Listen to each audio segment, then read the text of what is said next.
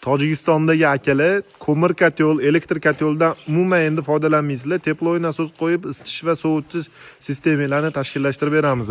Hozir biz Tojikistondagi Istarashondagi obyektimiz. Bu obyektimiz to'laqonli PSP texnologiyasi bo'yicha isitish va sovutish tizimlari bilan qilinyapti.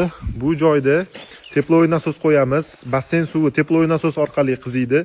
Butun boshli uy teploy nasos orqali qiziydi va yozda soviydi. Undan tashqari issiq suv ta'minoti ham bo'ladi. Bu Pexpenti turmamiz. Germaniyadan kelgan isitish va sovutish uchun mo'ljallangan Pexpenti turbalarimiz. 30 yil garantiyasi bor. Eng sifatli, yuqori sifatli PSP texnologiyasini mahsulotlari gidroparabaryer, denferni lentali, bu yoqda mana skotchlari, keyin skobalari bilan to'liq PSP texnologiyasini qo'llab beryapmiz. Sizlarni ham joyinglar Tojikistonning qaysi nuqtasida bo'lishidan qat'iy nazar isitish va sovutish sistemalarini tashkillashtirib beramiz. Obuna bo'linglar, tojikistonlik tanishinglarga shu videoni jo'natib yuboringlar.